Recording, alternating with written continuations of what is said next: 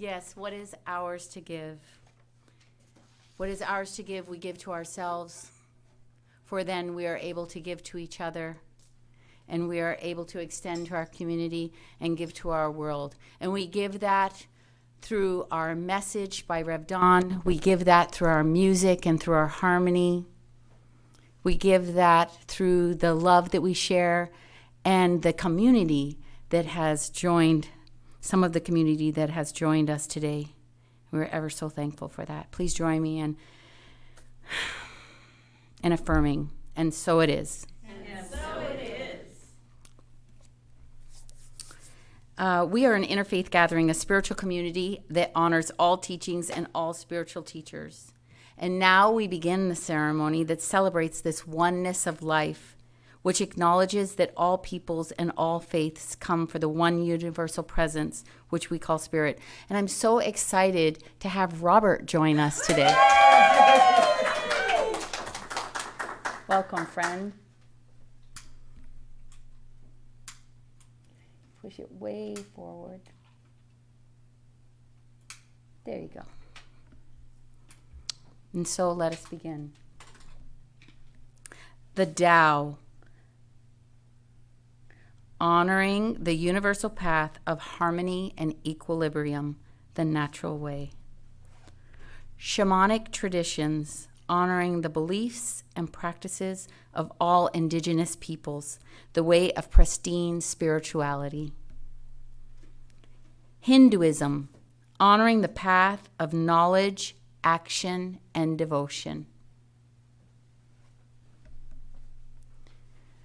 Judaism, honoring the ethical path of living by sacred law.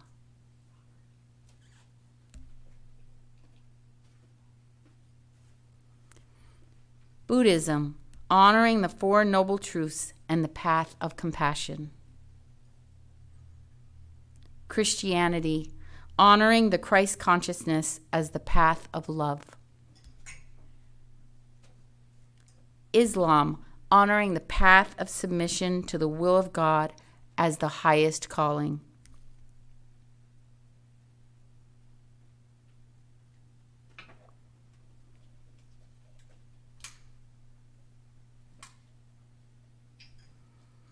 New Thought, honoring the metaphysical path of mental healing through the practice of universal spiritual principles.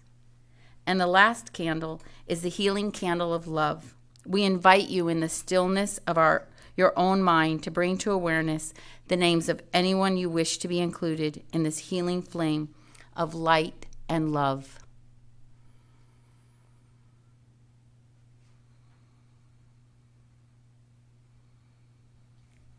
Now that our flames of faith are fully lit, we move forward into our celebration, realizing and reaffirming that all paths lead to God. Thank you, Robert. I think the true realization of our affirmative prayer for this Center for Spiritual Living, or all centers, is being able to light the candles. So please join me in our purpose, vision, and mission. Our purpose, our reason for being. We awaken and inspire love and oneness. Our vision, what do we want to create? What do we want to become? We are an empowered, uplifting, and inclusive community. And our mission, how are we going to go about doing this? We teach spiritual transformation with grace and joy. Today's reading, The Law of Giving and Receiving, actually comes from our Science of Mind magazine back in January 1959 by our own Ernest Holmes. Jesus said, "Give, and it shall be given unto you." This is the law of life. We should give of ourselves in love and in service to others in a spirit of generosity and good fellowship. To refuse to give is to refuse to receive, for everything moves in circles. And real giving is the givingness of the self.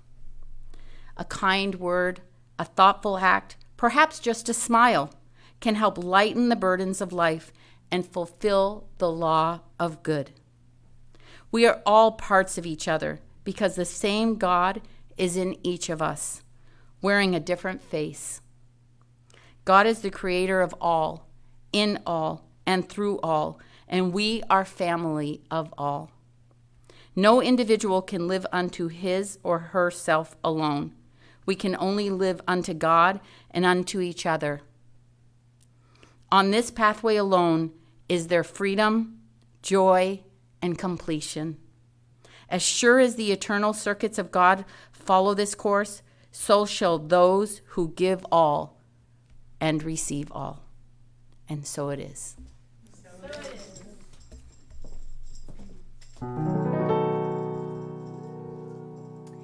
If I want to have more love in my life. That's right, everyone sing it together.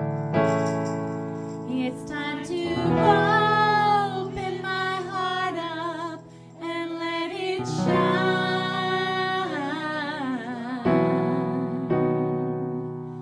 Whatever it is I truly desire is mine if I can be inspired.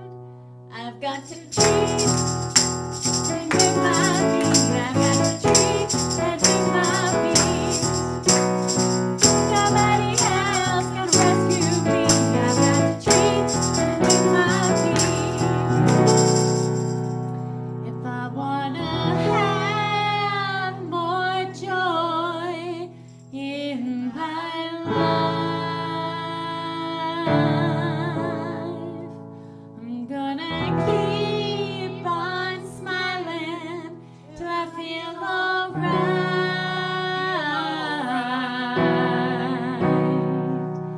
The key to success is in my hands. As soon as I understand, I've got to treat and do my feet. I've got to treat and do my feet. Nobody else can rescue me. I've got to treat and do my feet.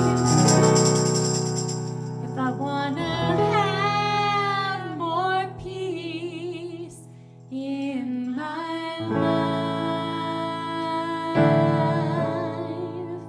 I need to take the time to listen to the voice inside.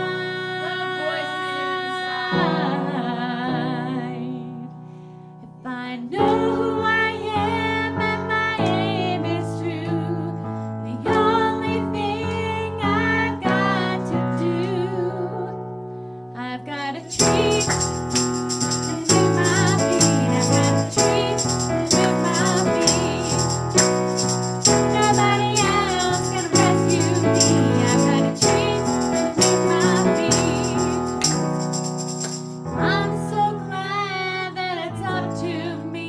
I've got to treat and do my feet. I've got to treat and do my feet. I've got to treat and move my feet.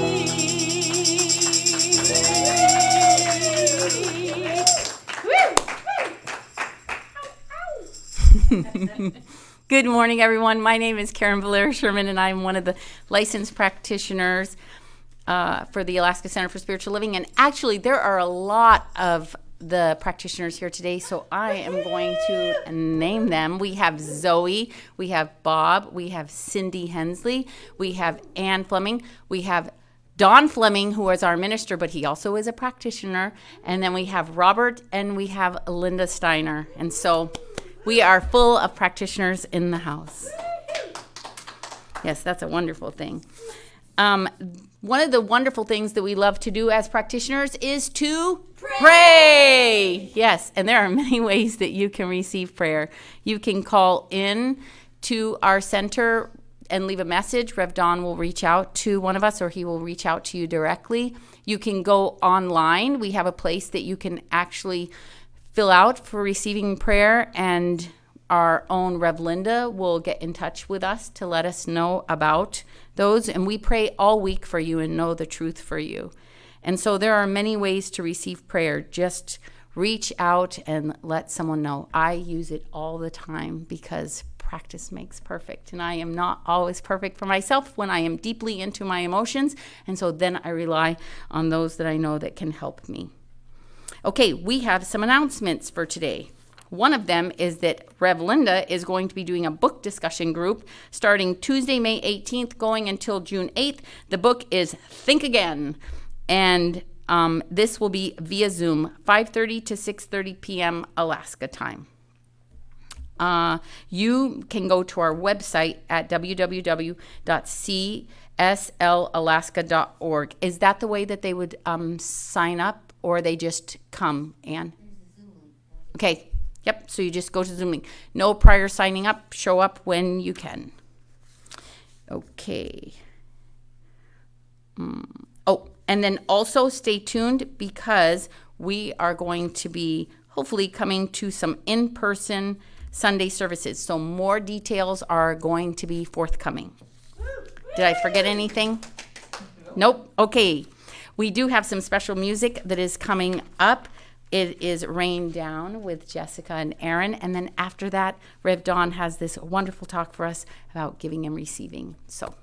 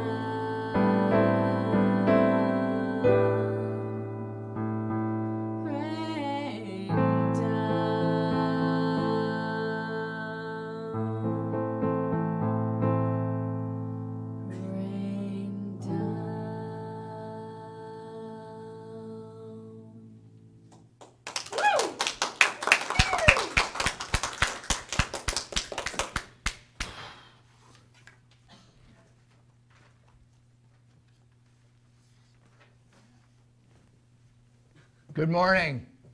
Good morning.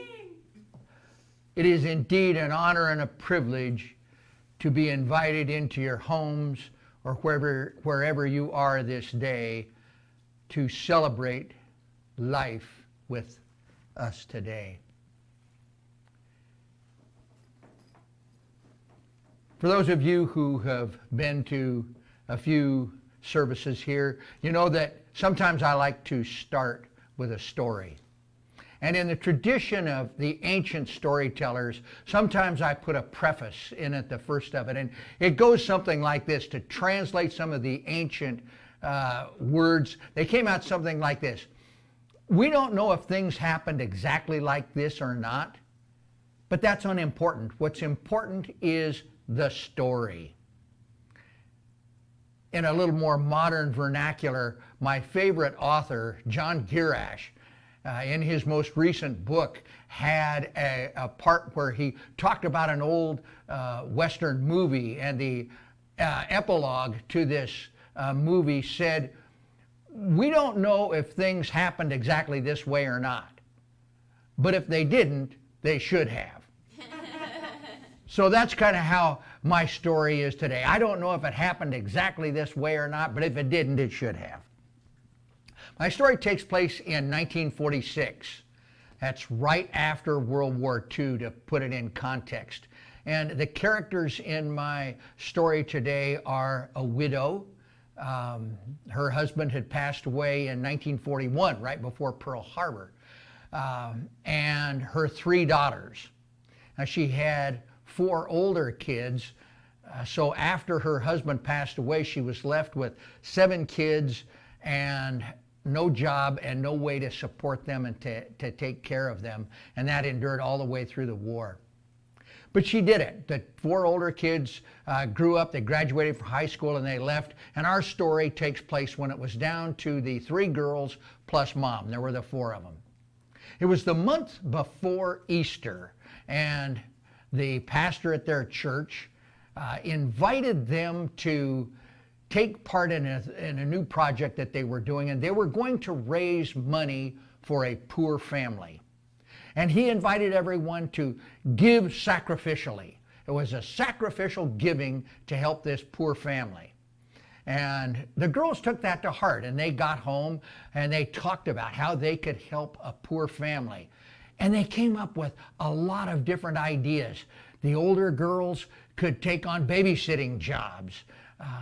The younger girls suggested if they went down and bought 50 pounds of potatoes and they ate nothing but potatoes for the entire month, they could save almost $20 on their grocery bill. And so that's what they did.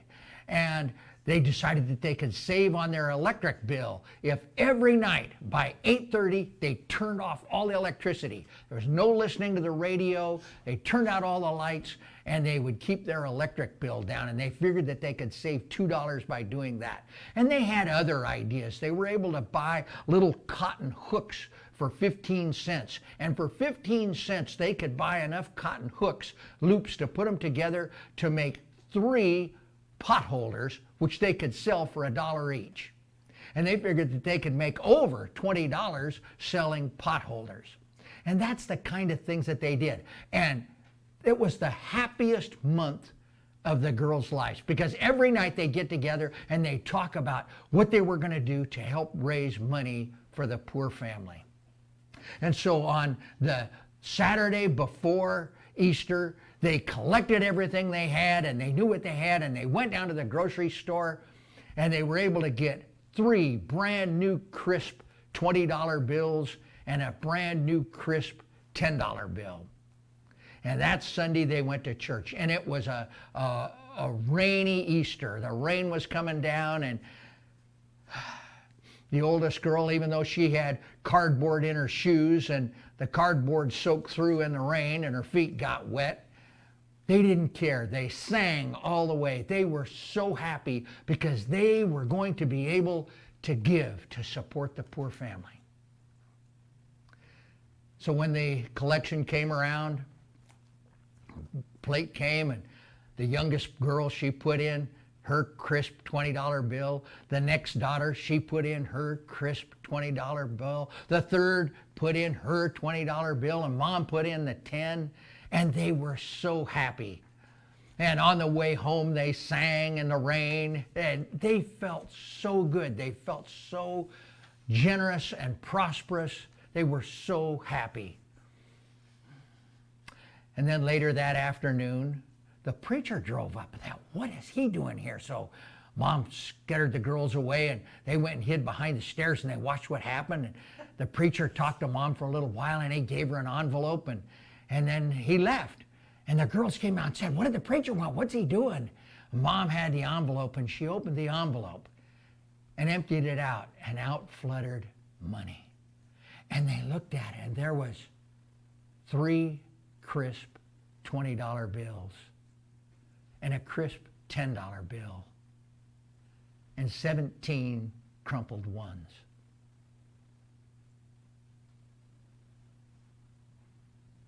It was in that moment that the girls, for the first time in their lives, realized that they were poor. They were sad all week. They didn't know what to do. They didn't want to go back to church the next week. All of a sudden, they looked at themselves differently. The middle daughter told about looking down and seeing her old, worn-out shoes. And even though her dress was clean and fresh, it was old and tattered and out of style. They knew that they were the poor family. Well, they didn't want to go to church, but Mom made them the following Sunday. And it was a beautiful, sunshiny day, and it was just a great time, and they headed off to church together, and Mom started to sing, but the girls didn't join in, and she only sang one verse. And they got to church, and they sat there ashamed and embarrassed. They didn't know what to do. That Sunday, they happened to have a missionary speaker. And the missionary speaker got up and told about how their denomination was building churches in Africa. And they could build the walls out of dried mud bricks. And they could build these churches, but they didn't have anything for a roof. And they had to buy roofing material. And it cost a little over $100 to put a roof on a church in Africa. He wanted to know if they could have another sacrificial offering to help the church in Africa to get a roof. And the girl sat there, and the youngest one looked up at her sister with a smile on her face, and her sister looked back, what's up with her? And she got it. The both of them looked up to the oldest sister. She looked down, and she got it. And then all 3 girls looked up at Mom. Mom just nodded. When they made the collection, the sacrificial offering for the church in Africa, the envelope went into the basket. After the service, the main part of the service, the missionary speaker came up to the podium, and he announced he never believed that there could be this type of an offering from such a small church. And he said, this must be the richest congregation ever, because we in this community have raised a little over $100, and we can now buy the roof for the church in Africa. So on their way home, they sang again. Well, the title of my talk today is The Richest Congregation. And in my 3 points, I'm going to talk about the law of circulation, I'm going to talk about prosperity, and I'm going to talk about generosity. We live in a reciprocal universe. We're talking about the law of circulation. Ernest Holmes did not talk about the law of circulation in regard to money and finance. He talked about the law of circulation in regard to our bodies and health and how what we put out comes back to us. But he did have a paragraph in the Living the Science of Mind that really resonated with me. Everything moves in a circle. Everything bends back upon itself. As a man sows, so shall he reap. And so must he reap until he sows differently. Whitman said that the gift is most to the giver and comes back most to him. And since we know that since the universe is in balance, nothing can leave any point without an equal something returning to it. Everything is circular. Everything comes back upon itself. And what we put out into the universe is what is returned to us. Now, next week we're going to have a guest speaker. Stevie is going to be our speaker. And then the 2 weeks after that, I'm going to do a 2-part series on circulation and talk about that a little bit, the title of which is Sockeye Fry. Little biology. My point number 2 is prosperity. The definition of prosperity from the Science of Mind textbook. Prosperity, the outpicturing of substance in our affairs. Everything in the universe is for us. Nothing is against us. We must know that everywhere we go, we meet friendship, love, human interest, and helpfulness. Life is ever giving of itself. We must receive, utilize, and extend the gift. Success and prosperity are spiritual attributes belonging to all people, but not necessarily used by all people. Again, success and prosperity are spiritual attributes belonging to all people. Wealth and prosperity are in the eyes of the beholder. A man by the name of Steve Goodyear, he is a much sought after motivational speaker. He is a consultant. He's the author of numerous books. And he tells a story that I'm going to totally steal here. He has told this story, and I'm going to put my kind of twist on it. But he tells the story of an elderly woman by the name of Stella. Stella was blind. She lived alone in a small trailer. And she had every right to complain. But Stella never talked about the negative things in her life. She only talked about the positive. She could have easily talked about the death and deprivation that she has had in her life, including her friends and her husband of many, many years. She could have talked about the glaucoma that slowly stole her vision and had left her completely blind. She could have talked about being stuck and left having to survive on a very tiny pension. Or she could have talked about the severe arthritis that left her totally crippled and unable to leave her small trailer. But she didn't talk about any of those things. Instead, she focused on other things. One of the things that she talked about was, of course, were her kids and whatnot.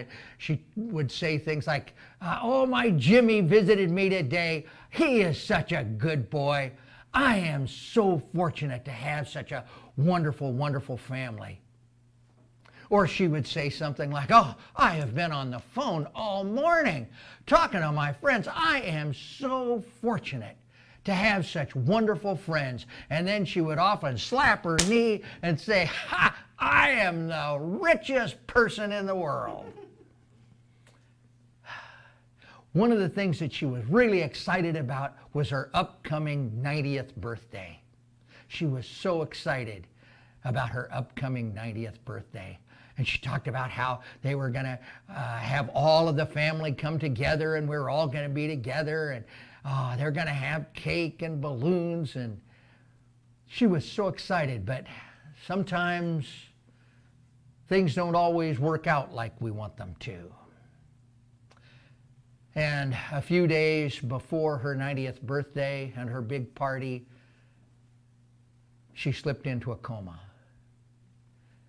And the doctors looked her over and they advised the family that she wasn't going to be with them for very long. And Steve writes that he lamented how sad it was that she wouldn't be there for that big birthday party that she had looked so forward to. But she hung in there for a while, and on the morning of her 90th birthday, lo and behold, Stella woke up. She completely woke up. And she was excited, and the family was all coming, not so much to celebrate her birthday, but to say goodbye, final goodbyes. But everyone was there, and they had cake, and they had ice cream, and she ate her cake while she listened to someone open the cards and read them, and she just went on how fortunate she was and how lucky she was, and she would slap her knee. I am the luckiest person in the world. Well, everyone said goodbye, and they left, and that night Stella went to sleep and passed away peacefully in her sleep that night. And Steve writes, I often wondered if Stella felt sorry for those people who had everything but happiness. Because Stella was truly the richest person in the world. Steve Gaudier goes on to talk, and after his association with Stella, he vowed to join her as being the richest person in the world. My third point is generosity.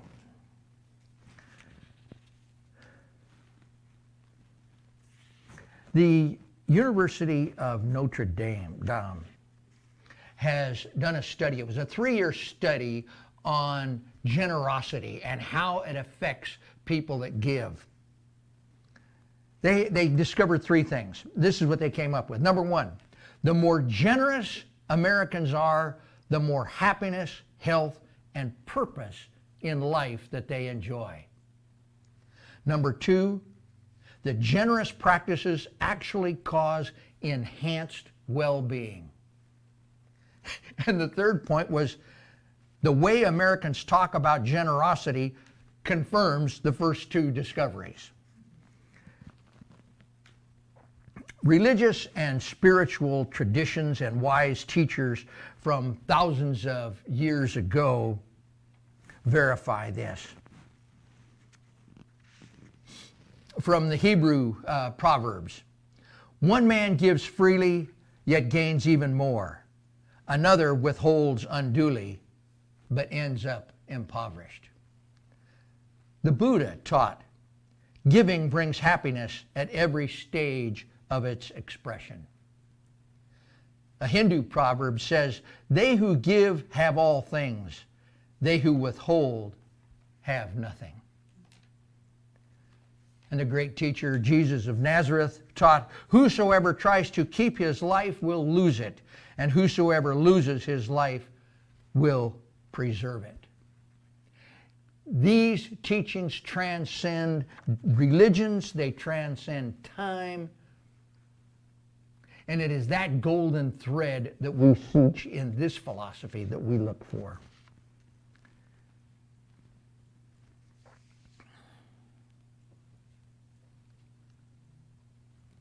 I'm going to return to our 3 girls and their mom and their discovery.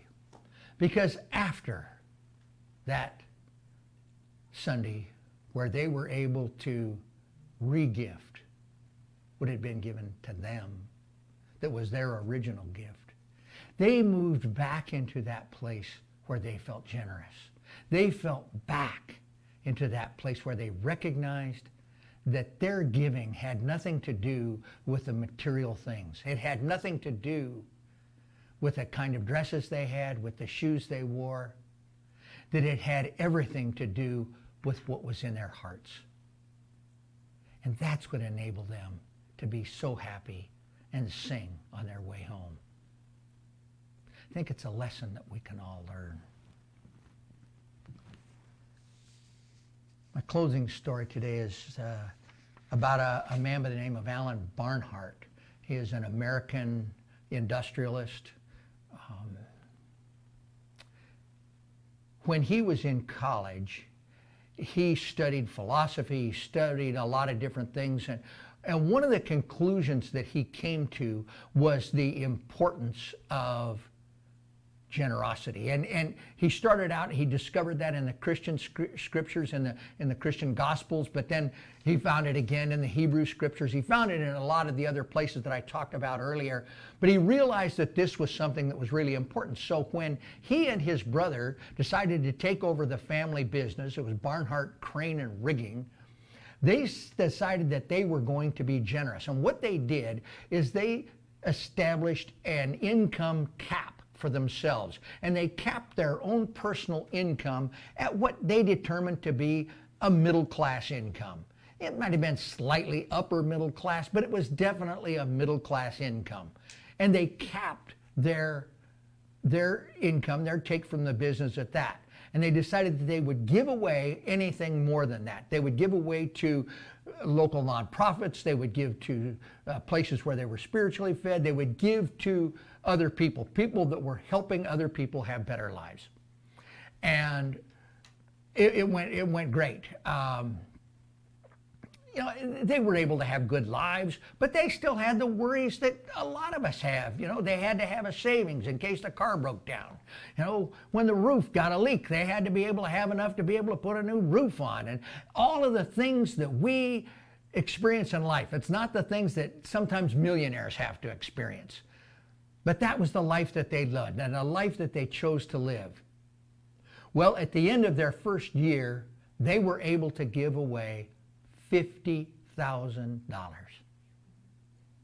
The second year, they were able to give away $150,000.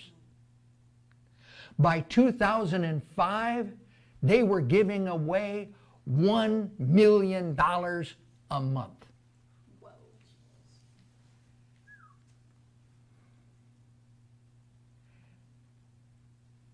What they learned was that they could not outgive the universe. They could not outgive that infinite source of all of everything.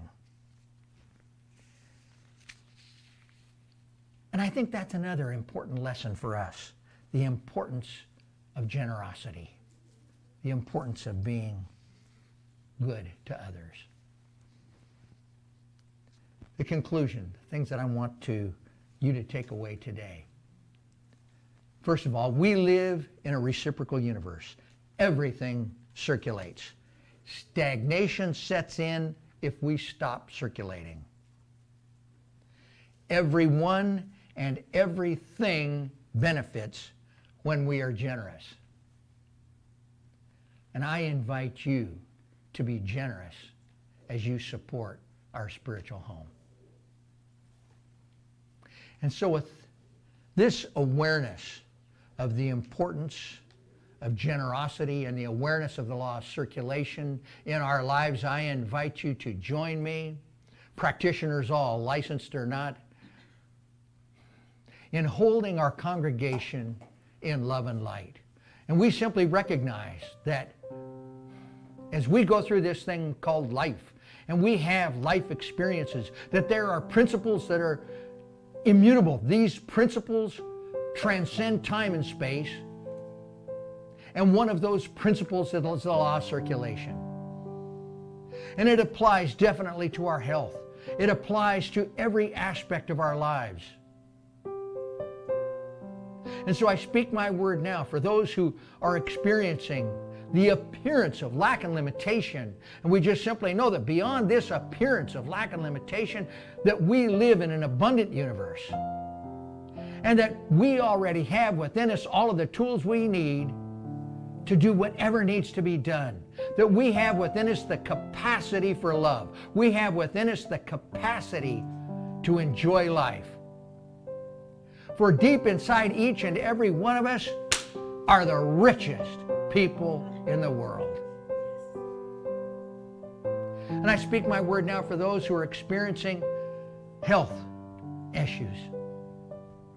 Yes, we do not deny the existence of disease, but what we know is there is something greater than disease, and that disease is health. And we claim that health for each and every person. That health, the health with which we were born, is greater than any disease. Anything from arthritis to cancer are all conditions, and they are less than the truth of who we truly are.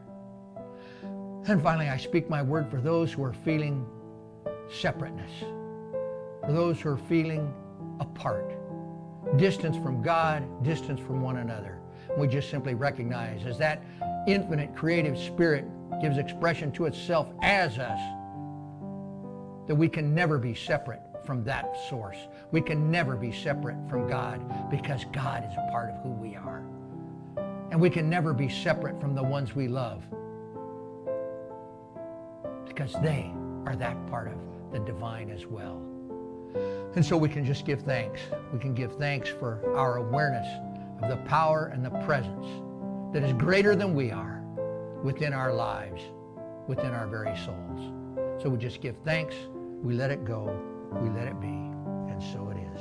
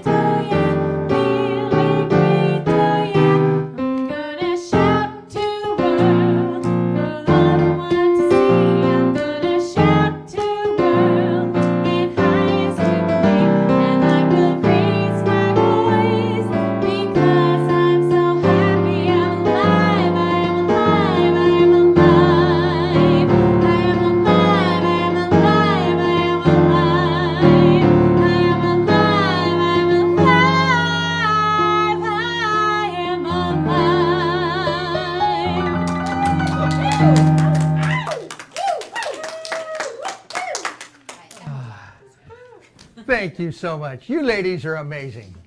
You shift gears faster than a NASCAR driver. You're awesome. Now it's the time in our service where we are afforded the opportunity to participate in another one of our spiritual practices, the law of circulation. Oh, and here we are, maintaining our social distancing with our 10-foot pole.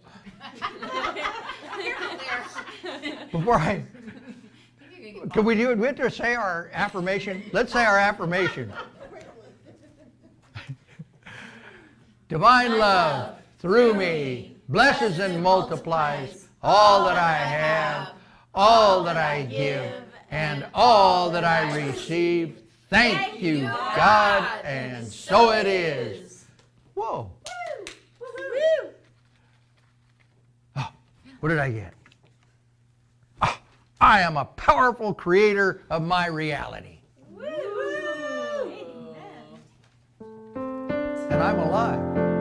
That's gonna happen in our episode.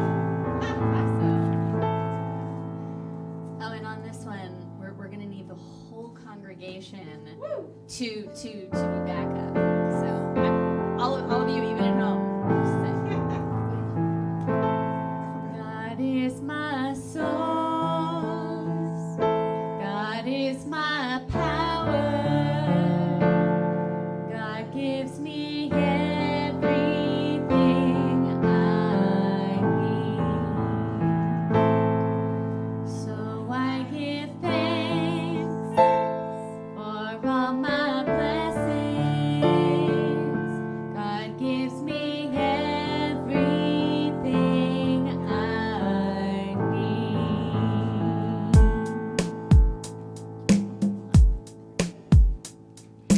God is my source, God is my power. God is my source, God is my power. God is my source, God is my power. God is my source.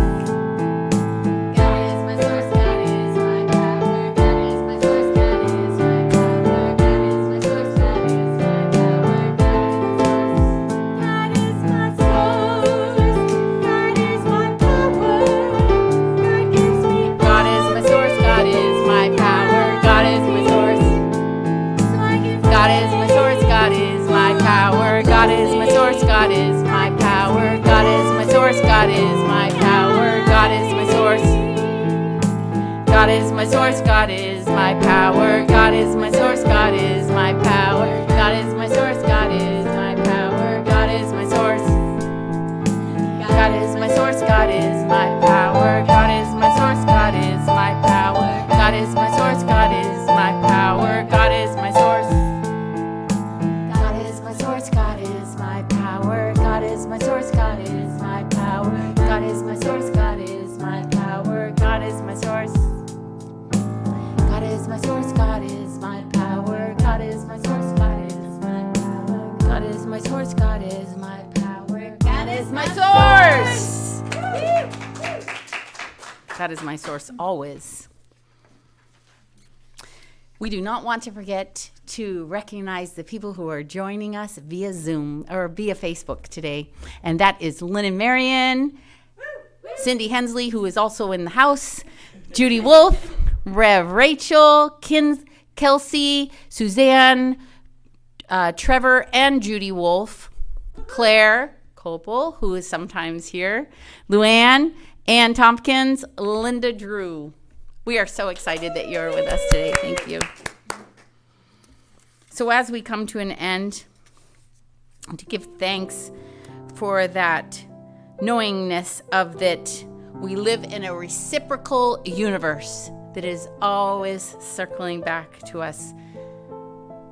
Zoe was sharing this wonderful story today about how she was looking for housing and received something even better than she imagined, that's even closer, that makes her transportation of traveling each day even smaller. And so that can be our reality too, because everything and everyone benefits when we are generous. And so our affirmation for today is, they who give, have all things. And so it is.